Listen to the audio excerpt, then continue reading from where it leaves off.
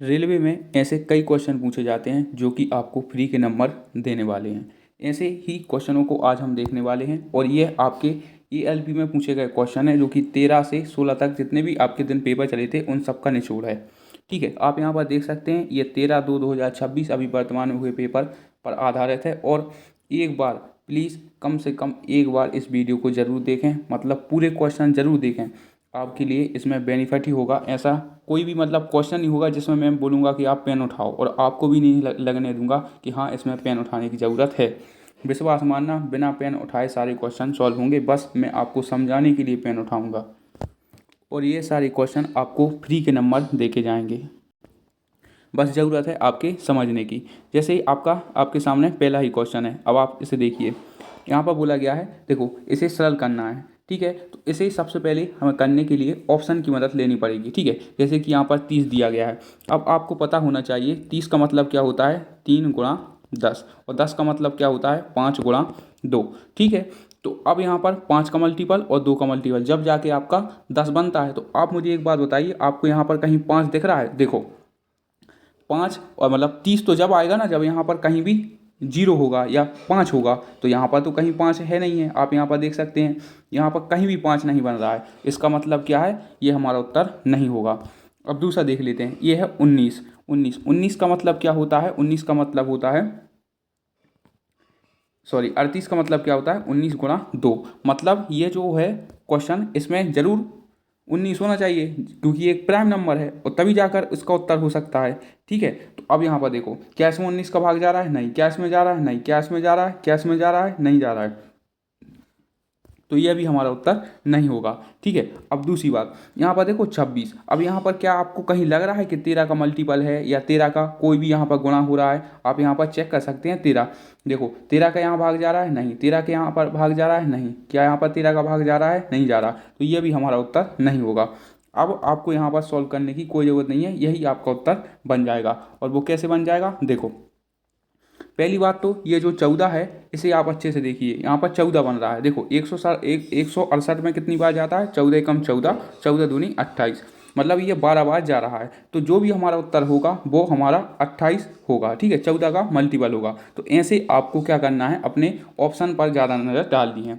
यदि आपके concept clear हैं तो आप मेरी बात समझ गए होंगे। देखो ये 30 है, 30 जब ही आएगा जब ऑप्शन में कहीं ना कहीं हमारे लिए 0 या 5 दिया गया हो और एक सम संख्या की ज़रूरत होती है, 5 दूनी 10 जब ही आएगा। तो यहाँ पर तो हमें कहीं भी 5 दिख नहीं रहा है, तो ये 30 कहाँ से आ जाएगा, नहीं आएगा, मतलब ये हमारा उत्तर नहीं होगा।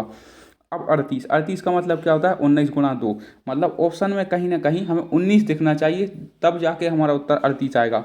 यहाँ पर क्या 19 का कहीं फैक्टर दिख रहा है आपको, मल्टीपल दिख रहा है? नहीं दिख रहा, तो ये भी हमारा उत्तर नहीं होगा। 26 का मतलब होता है 13 × 2, तो क्या यहाँ पर 13 का मल्टीपल दिख रहा है? यहाँ पर कहीं भी 13 का किसी भी प्रकार का भाग नहीं जा रहा है, तो यही हमारा उत्तर हो जाएगा 28। ठीक है, तो ऐसे आपको सॉल्व करना है, और ऐसा नहीं, ऐसे बहुत सारे क्वेश्चन पूछे गए हैं। मैं आपको दूसरा भी सॉल्व कराता हूँ। देखो ये दूसरा क्वेश्चन है। अब यहाँ पर देखो 13, यहाँ पर डी ऑप्शन में दिया गया है 13। क्या यहाँ पर 13 का किसी में भाग जा रहा है? देखो यहाँ पर देख लो, 13 एकम 13, 13 दूनी 26। क्या इसमें जा रहा है? नहीं जा रहा है। क्या इसमें जा रहा है? 13 × 3 = 39, 13 × 3 = 39 बचा 6, इसमें भी नहीं जा रहा। तो 13 कहाँ से आ जाएगा भाई साहब, ये नहीं होगा हमारा उत्तर। ठीक है, अब दूसरी बात, ये 15 ले लो। अब 15 का मतलब क्या होता है, ये होता है 3 × 5। हमने एक बार मान लिया कि चलो 3 तो इसमें है, लेकिन 5 यहाँ पर कहीं आपको दिख रहा है? 5 का मतलब क्या होता है, या तो 5 होना चाहिए या 0 होना चाहिए, जब जाके तो आपका 5 आएगा। तो देखो यहाँ पर तो कहीं 5 दिख नहीं रहा। 2744, 5 से नहीं जाता। 40 96, इसमें भी 5 नहीं है। 4 में नहीं है। 42 में नहीं है। 84 नहीं है। तो ये 5 कहाँ से आ जाएगा फिर? तो ये भी हमारा उत्तर नहीं होगा। आगे देखो, अब देखो यहाँ पर 22 लिखा है। 22 का मतलब क्या होता है? 22 का मतलब होता है 11 × 2। अब आप एक बात बताओ, 11 की विभाज्यता तो आप जानते हैं, 11 का नियम ऐसे चेक किया जाता है, 6 और 9 × 4 = 13। 13 में से 6 गए, 7 बचे, मतलब ये हमारा 11 का मल्टीपल नहीं है। देखो 7 × 4 = 11 और 4 × 2 = 6, 11 में से 6 गए, ये भी हमारा उत्तर नहीं है। और यहाँ पर कहीं 11 बन नहीं रहा है, तो अब कौन बचा है? अब एक ही चीज़ बची है, वो है आपकी 11। देखो, तो आपको ऐसे अपने ऑप्शन एलिमिनेट करने हैं, और ये ऐसा नहीं है कि आपको इसमें पेन उठाने की ज़रूरत है, बिल्कुल भी पेन उठाने की ज़रूरत नहीं है। ये सब आपको समझाने के लिए है। मतलब जैसे ही आपकी इतनी बुद्धि चलने लगेगी, आपको दिखने लगेगा कि भाई साहब यहाँ पर तो 5 है ही नहीं, कहीं 13 है ही नहीं, और 11 तो है ही नहीं, तो कहाँ से आ जाएगा फिर? एक ही बचा 14। अच्छा, जैसे आपको लगे कि मतलब सबसे पहले किस पर अटैक करना चाहिए, तो यहाँ पर देखो 84। अब देखो 84 में आप देखो क्या है, 14 का भाग जा रहा है क्या, हाँ 14 का भाग जा रहा है, तो आप ऐसे भी देख सकते हैं, ठीक है, क्योंकि ये 12 सत्ते 84 भी होता है, तो आप ऐसे भी कर सकते हैं। बाकी सबसे अच्छी मेथड होती है ऑप्शन एलिमिनेट करना। और प्लीज़ मतलब पूरे क्वेश्चन आप ज़रूर देखना, आपके लिए कुछ नई चीज़ ही डिजाइन करूँगा, ठीक है। प्लीज़ पूरे क्वेश्चन ज़रूर देखना, ये आपके लिए ही बेनिफिट रहेंगे। देखो नेक्स्ट क्वेश्चन है, यदि एक दुकानदार किसी वस्तु का मूल्य उसके क्रय मूल्य से 30% अधिक अंकित करता है। अब देखना समझना मैं क्या बता रहा हूँ, ठीक है। मान लो कोई वस्तु 100 रुपये की थी और आपने 30% एक्स्ट्रा बढ़ा दी, ये क्या हो गया, ये है आपका CP, और ये क्या है, ये हो गया आपका MP। अब लास्ट में देखो डायरेक्ट यहाँ पर बोला वस्तु का क्रय मूल्य बताओ, तो भाई साहब क्रय मूल्य तो 100 है, मतलब यह है कि ये तो आपका लास्ट में 2 जीरो आने चाहिए, 25 का मल्टीपल होना चाहिए, ठीक है। तो ये तो हमारे उत्तर नहीं होंगे, 50 का भी मल्टीपल होना चाहिए, तो ये तो उत्तर नहीं होंगे। अब होगा इन दोनों में से, ठीक है। अब देखो अप्रोच बता रहा हूँ कि आप अपना दिमाग कैसे चला सकते हैं, ठीक है। अब उसने बोला अंकित मूल्य पर 20% का डिस्काउंट देना है, ठीक है। देखो इस पर हम क्या करते हैं, 20% का डिस्काउंट भी दे देते हैं, ठीक है।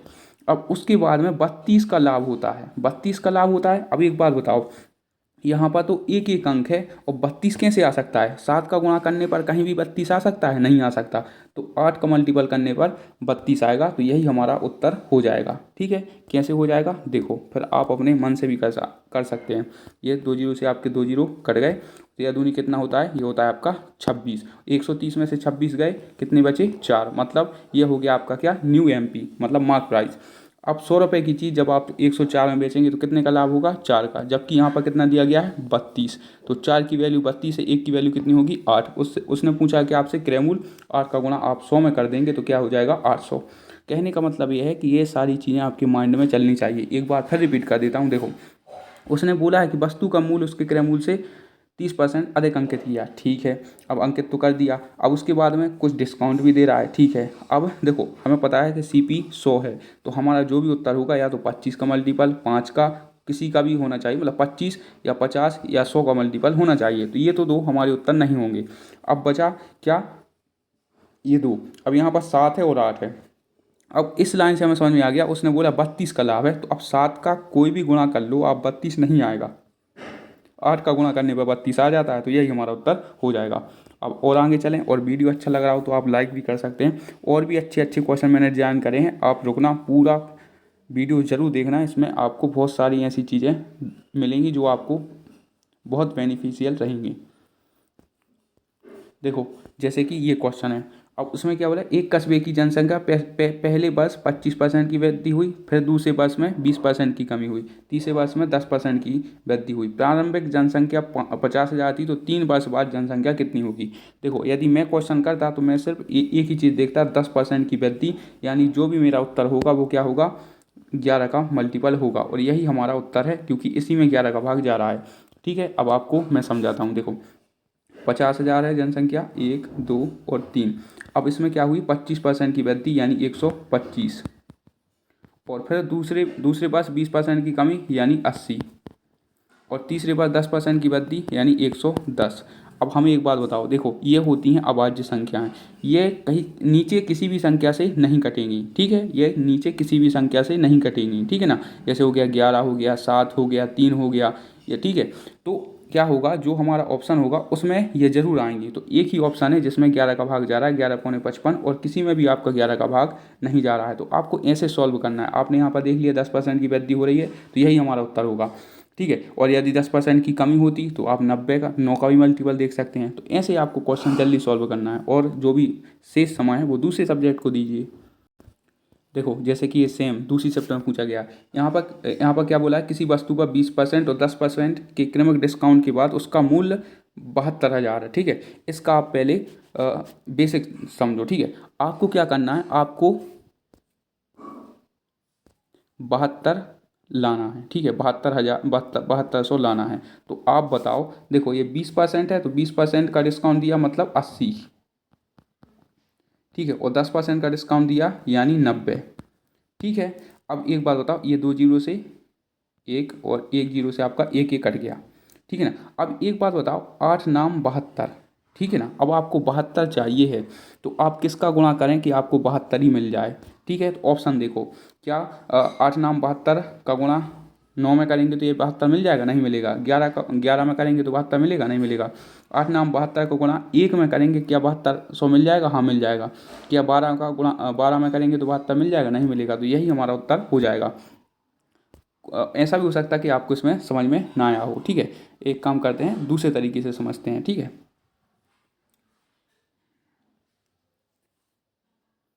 अभी जैसे कि हमने पिछला क्वेश्चन किया उसी के आधार पर देखो, ये क्या हुआ, ये 20% का डिस्काउंट है यानी 80 में मिला, और 10% का डिस्काउंट यानी ये हो गया आपका 90, और बराबर में क्या हुआ, ये उसका मूल्य हो गया कितना, 7200। ठीक है, अब ऐसे में आपको समझ में आ गया होगा। तो देखो यहाँ से आपके 1 2 और ये आपका 3 4 ये तो कट गए, और 8 8 नाम 72 से 7200 कट गया, और बस ये आपका 1000 आ गया। ठीक है, क्योंकि 2 जीरो ए और 2 जीरो ए, तो ऐसे में आपको बोल रहा था कि आप मन ही मन कर सकते हैं। कैसे, जब आपके अंदर ये सारी गणना चलने लगेगी कि देखो हमें क्या करना है, 20% और 10% का डिस्काउंट दे रहा है, तो देखो 20% का मतलब 80 और 10% का मतलब 90, तो 8 नाम 72, तो 72 का गुणा किस में करें कि 72 आ जाए, तो एक एक ही दिख रहा है, तो बस 72 का गुणा 72 में करेंगे तो, अरे 1 में करेंगे तो 72 आ जाएगा। ठीक है, मतलब मैं क्या समझाना चाहता हूँ आप समझ रहे होंगे। देखो ऐसे ही ये लास्ट क्वेश्चन है, फिर उसके बाद में दूसरी टाइप लेते हैं। ठीक है, ये एकदम लास्ट क्वेश्चन है, आप ये मत सोचना एक ही जैसे क्वेश्चन करवा रहे हैं। एक वस्तु की कीमत 1600 है, इसमें पहली बार से इसमें 10% की वृद्धि हुई। ठीक है, और फिर उसके दूसरे बार में 20% की वृद्धि हुई। अब देखो अभी बताया था मैंने 10% की वृद्धि यानी होता है कितना, 110, और 110 मतलब 11 का मल्टीपल। ये 11 का मल्टीपल है, नहीं। ये 11 का मल्टीपल है, नहीं। ये 11 का मल्टीपल है, हाँ। ये है, नहीं। तो जो हमारा उत्तर हो जाएगा वो हो जाएगा कौन सा, ये हो जाएगा, क्योंकि 2 और 1 3 और 2 और 1 3। ठीक है, तो आपको ऐसे सोचना है। अब दूसरे क्वेश्चन की ओर चलें। अब देखो जैसे कि नेक्स्ट क्वेश्चन है, शुभ एक वस्तु को उसके क्रय मूल्य से 40% अधिक अंकित करता है। ठीक है, देखो मान लो दूसरा कलर ले लेते हैं। 100 रुपये की कोई वस्तु थी, उसने 40% अधिक अंकित कर दी, मतलब 140 अंकित कर दी। ठीक है, अब उस पर 30% का डिस्काउंट देता है, मतलब इस पर एक डिस्काउंट देता है, और फिर भी 10% का लाभ अर्जित करता है, मतलब 110 में वो बेच देता है। तो उसने पूछा डिस्काउंट कितने परसेंट का है। अब देखो ये सब रामायण वाँचने की हमें ज़रूरत नहीं है, हमें पता है कि यहाँ जीरो है, यहाँ जीरो है, यहाँ जीरो है, तो जो भी हमारा उत्तर होगा वो जीरो जरूर बनाएगा इकाई अंक। यहाँ पर जीरो बन रहा है, 7 एकम 7 दोनों, नहीं। इसमें बन रहा है, इसमें बन रहा है, इसमें नहीं बन रहा है, तो यही हमारा उत्तर हो जाएगा। ठीक है, आप चाहें तो इसे करके भी देख सकते हैं। ठीक है, और देखो एक बात हमेशा याद रखना, कोई भी क्वेश्चन ले लेना, 99%, मेरी बात याद रखना, 99% चांस में जब भी ऐसे फ्रैक्शन में ऑप्शन दिए गए हों, देखो कभी भी अगर क्वेश्चन ना बने तो 99% जरूर देख लेना कि एक इकाई अंक जीरो जरूर होगा। ठीक है, ऐसे मैंने कई सारे क्वेश्चन सॉल्व किए हैं कि उत्तर वही होता है जिसमें इकाई अंक जीरो हो। 99%, 1% नहीं बोल रहा हूँ। ठीक है, अभी और भी बताऊँगा, बाकी आप इस मेथड से भी सॉल्व करना, यही उत्तर आएगा। ठीक है, अब आगे देखते हैं और कौन सा क्वेश्चन है। देखो ये पार्टनरशिप का क्वेश्चन है। ठीक है, अब इसे कैसे करेंगे, उसने बोला ए और बी ने क्रमशः 29,000 और 95,000 का निवेश करके एक व्यवसाय शुरू किया। ठीक है, बस एक ही लाइन पढ़नी है और कुछ नहीं एक्स्ट्रा पढ़ना है। ठीक है, यहाँ पर ए का जो इन्वेस्टमेंट है वो कितना है, 29,000, 1 2 और 3, और बी का इन्वेस्टमेंट कितना है, 95,000। ठीक है, अब इनका रेशियो ले लेते हैं, ये 3 जीरो से ये 3 जीरो कट गए। ठीक है, अब क्वेश्चन ने पूछा क्या, वो देखो बी का लाभ में हिस्सा क्या होगा। तो देखो बी का लाभ में हिस्सा वही होगा जो कि उसने इन्वेस्टमेंट किया होगा। ठीक है, तो यहाँ पर जो उसका लाभ होगा वो होगा 19 गुणा 5, 95।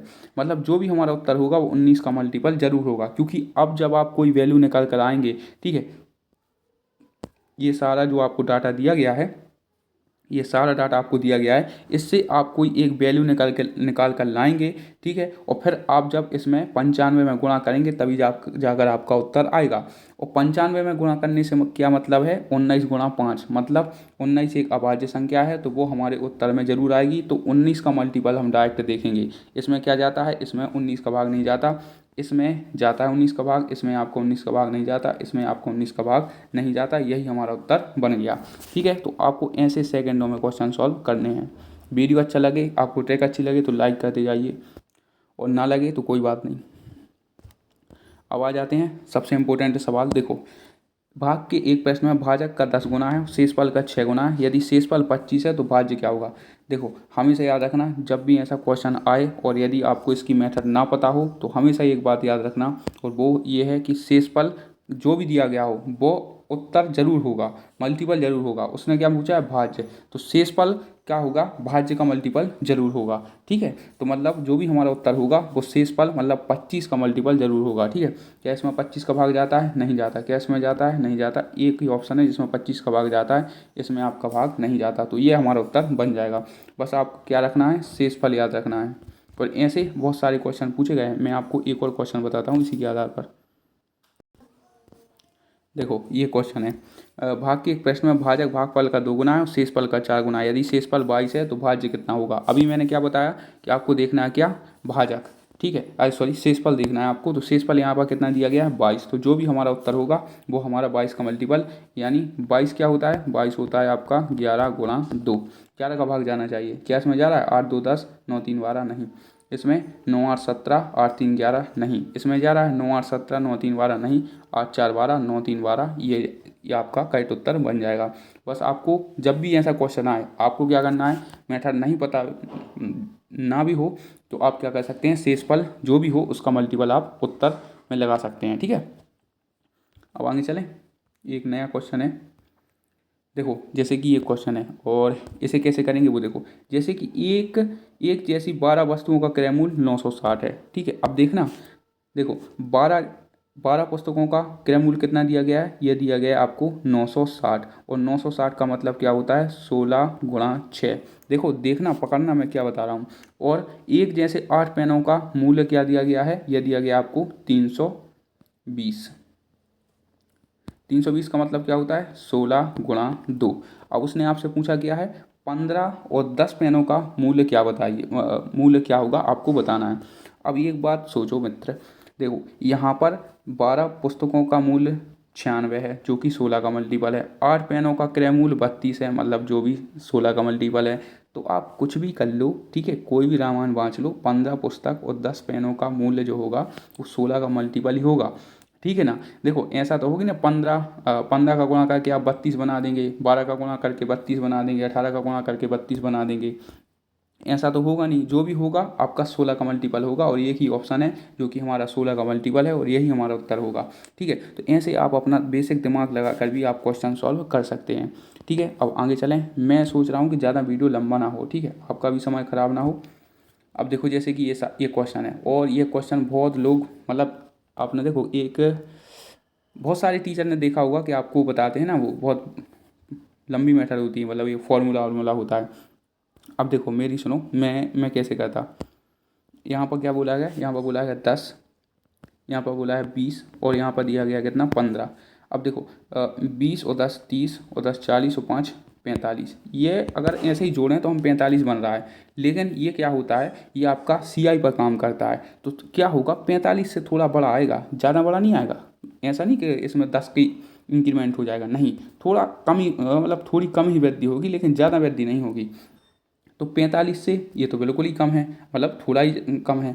और ये कुछ ज़्यादा ही लग रहा है। ठीक है, ये कुछ ज़्यादा ही लग रहा है, क्योंकि 55 से लेके 45 और 55 के बीच में 10 का डिफरेंस है, ये उत्तर नहीं होगा। देखो, तुक्का लगाना हो तो बता रहे हैं, ये 41, ये तो 45 से कम ही है, ये तो उत्तर होगा नहीं। अब देखो, यदि आपको उत्तर लगाना है तो एक ही उत्तर होगा, और वो होगा कौन सा, 45 से 51.8। क्यों, देखो 45 से थोड़ा ज़्यादा आएगा, इसका मतलब ये नहीं कि सीधा 45 से 55 हो जाएगा, 10 का इंक्रीमेंट हो जाएगा, नहीं, थोड़ा ज़्यादा आएगा। मतलब एग्जामिनर ऐसे ऑप्शन सेट करता है कि आप अपनी बुद्धि लगा कर भी सारे क्वेश्चन अपने माइंड से कर सकते हैं। तो यही हमारा उत्तर होगा कितना, 51.8। और बहुत सारे क्वेश्चन ऐसे पूछे गए हैं, आप देख लेना, ALP की आंसर की उठा के देख लेना। ठीक है ना, ये सारे क्वेश्चन आपको उसमें देखने को मिलेंगे। ठीक है, ऐसे ही ऑप्शन सेट करे हैं। नेक्स्ट क्वेश्चन की ओर चलें। अब जैसे ये CI का क्वेश्चन है, एक काम करते हैं इसे हम लास्ट में करते हैं, ठीक है ना, मैं आपको लास्ट में बताता हूँ। देखो जैसे कि ये एक सरल क्वेश्चन है। अब देखो यहाँ पर देखना आपको SI का फॉर्मूला तो पता है। SI बराबर क्या होता है, मूलधन गुणा दर गुणा समय बटे 100। अब हम क्या करते हैं, देखो 6 दूनी 12, देखो ये हो गया क्या, ये हो गई दर, ये हो गया क्या, समय। अब हमें क्या चाहिए है, हमें चाहिए क्या, मूलधन। तो ये तो दिया गया है क्या, ब्याज। तो आप हमें एक बात बताओ, 6 दूनी 12, 12 का गुणा किस में करें कि 48 हो जाए। 6 दूनी 12, 12 चौके 48, हाँ हो सकता है, ये हमारा उत्तर हो सकता है। 12 का गुणा 42 में करेंगे 48 मिल जाएगा, नहीं। 12 का गुणा इसमें करेंगे मिल जाएगा, नहीं। 12 का गुणा इसमें करेंगे मिल जाएगा, नहीं। तो एक ही उत्तर है भाई साहब, काहे कंफ्यूज होते हो, यही हमारा उत्तर हो जाएगा, कौन सा, 400, सॉरी 4000। ठीक है। अब आप बोलेंगे कि ऐसे कैसे हो जाएगा, तो वो हम आपको करके दिखाते हैं, ठीक है। पहले इसे साफ कर लें, एक सेकेंड। अब हम इसे करके देखते हैं, आपको भी बताते हैं। देखो ये हो गया आपका क्या, 480, ये आ गया आपका 480, ब्याज दिया गया है और मूलधन हमें ज्ञात करना है। तो ये प्रिंसिपल को लिख लेते हैं P, और आपकी रेट कितनी है 6, और वर्ष कितना है 2, और बटे में आ जाएगा कितना, 100। ठीक है। अब देखो इसे हम सॉल्व करते हैं। ये आ जाएगा 6 दूनी 12, और 12 से चला जाएगा 4, और 100 का जब 4 में गुणा होगा तो कितना आ जाएगा, ये आ जाएगा आपका कितना, सॉरी 40 में गुणा होगा तो कितना कितना आ जाएगा, ये आ जाएगा आपका 4000। तो इनसे आप अपने बेसिक दिमाग से भी क्वेश्चन सॉल्व कर सकते हैं। चलो आगे चलते हैं, एक एवरेज का भी अच्छा क्वेश्चन था, वो देखते हैं हम। ये फिर से आ गया, एवरेज का बताते हैं पहले। देखो एवरेज का एक क्वेश्चन ELP की हर शिफ्ट में आया है, और ऐसा क्वेश्चन आपकी शिफ्ट में भी आ सकता है, ठीक है। पहले पढ़ते हैं, एक विद्यार्थी के अंक गलती से 59 के बजाय 23 कर दिए गए। इसके कारण कक्षा के औसत अंक 9/7 हो गए, ठीक है। तो कक्षा में विद्यार्थियों की संख्या कितनी होगी। अब देखो यदि हम करते तो हमें समझ में आ गया कि ये 7 का मल्टीपल जरूर होगा, ठीक है। 7 का मल्टीपल होगा तो ये हमारा उत्तर नहीं होगा, ये हमारा उत्तर नहीं होगा, इन दोनों में से कोई हो सकता है। देखो इसकी मेथड क्या होती है, एक सेकेंड। ये आपके 59 अंक थे, अब कितने हो गए 23। कितने की कमी हो गई है, 9 में से 3 गए 6, और 5 में से 2 गए 3, 36 की कमी हुई है। जबकि रेशियो में कितने की कमी हुई है, 9/7, ठीक है। तो देखना आप यहाँ पर देखो 9 की वैल्यू आपको 36 दी गई है, ये कितने गुना है, 4 गुना है। तो बस आपको क्या करना है, 7 का गुना भी 4 के साथ कर देना है, और यही आपका उत्तर हो जाएगा, कौन सा, ऑप्शन नंबर डी। तो ऐसे आप अपने क्वेश्चन सॉल्व कर सकते हैं। सोचो अगर ये ऑप्शन आपको ना दिया होता तो आप जल्दी से इसे टिक करके आगे बढ़ जाते, ठीक है। तो आप ऐसे भी क्वेश्चन सॉल्व कर सकते हैं। आगे चलें। अब देखो मैंने अभी आपको क्या बताया था कि जब भी ऐसा क्वेश्चन मिले, 99% चांस होते हैं कि ऊपर इकाई अंक 0 जरूर बनेगा, ठीक है। ये तो हो गई बेसिक बात। अभी आप यहाँ पर सुनना क्या हो रहा है। एक व्यक्ति A से B 13 किलोमीटर की चाल से जाता है, उसी मार्ग B से A 10 किलोमीटर की चाल से वापस आता है। संपूर्ण चाल यात्रा के लिए औसत चाल बताइए। अब आप मुझे एक बात बताना, यदि आपको यहाँ पर 13 दिया गया हो और आपको यहाँ पर 10 का गुणा करना हो, तो आप मुझे बताइए क्या उत्तर आएगा। आप बोलेंगे 130 आएगा, मतलब लास्ट में इकाई अंक में 0 तो आएगा। तो आप एक बात बताओ, ऑप्शन में भी 0 होना चाहिए इकाई अंक। देखो 3 का 0 में करेंगे गुणा, 0 और 2, यहाँ पर 2 इकाई अंक आ रहा है, ये हमारा उत्तर नहीं होगा। 3 एकम 3 और 7 10, ये हमारा उत्तर हो सकता है। 3 एकम 3 और 6 9, ये हमारा नहीं हो सकता उत्तर। 3 एकम 3 दूनी 6 और 1 7, यह भी नहीं हो सकता। तो एक ही ऑप्शन बन रहा है जो कि हमारा उत्तर हो सकता है। अब आप बोलेंगे कैसे, अब देखो ऐसे कि हम सॉल्व करके आपको बताते हैं क्वेश्चन, ठीक है। ऐसा नहीं होगा कि मैं आपको मेथड ना बताऊं। देखो औसत चाल निकालने का फॉर्मूला क्या होता है, 2x/x+y, ठीक है। तो यहाँ जाएगा क्या, 2 गुणा 13 गुणा 10 अपन 13 और 10 कितने होते हैं 23, 13 दूनी 26 और 260/23, इसी में दिख रहा है, यही हमारा उत्तर हो जाएगा। समझ आया। तो ये सब मतलब सेशन लाने का मतलब ही यही था कि आपको बहुत सारी चीज़ें ऐसी अवगत कराई जाएं जो कि आप गलती कर रहे हैं। अब यहाँ पर देखो 70 की जगह पर क्या हो गया, 34 हो गया। तो यहाँ पर कितनी कमी हुई है, लगभग हुई है आपकी 6, और 6 में से 3 गए 36 की कमी हुई है।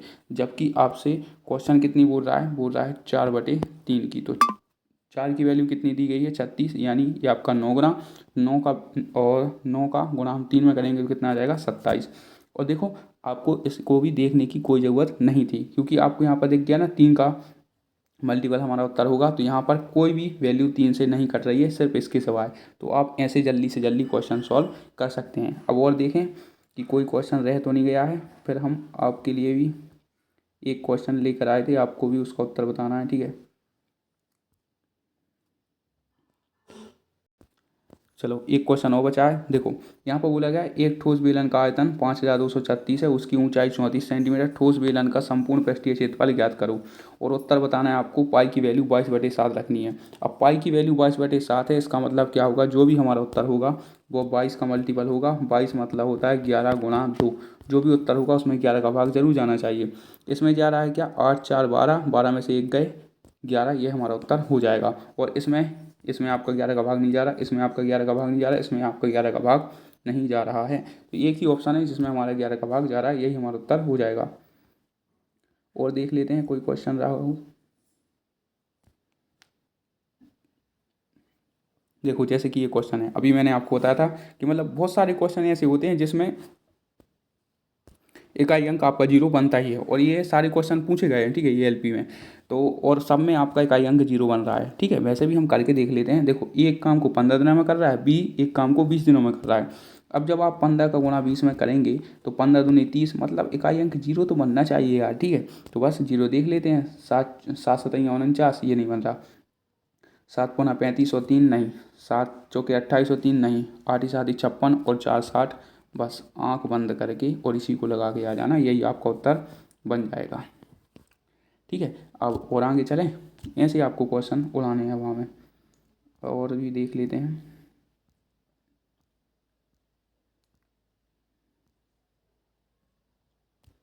ठीक है, ये अब ये वाला क्वेश्चन है कि ब्याज इसमें 10% है। देखो हमने सबसे पहले क्वेश्चन कराया था, बस उसी के आधार पर है। तो इसका उत्तर आप कमेंट में बताना आप पे बनता है कि नहीं, ठीक है। ना हो तो हमारे एक टेलीग्राम चैनल है, आप उसे ज्वाइन कर लीजिए।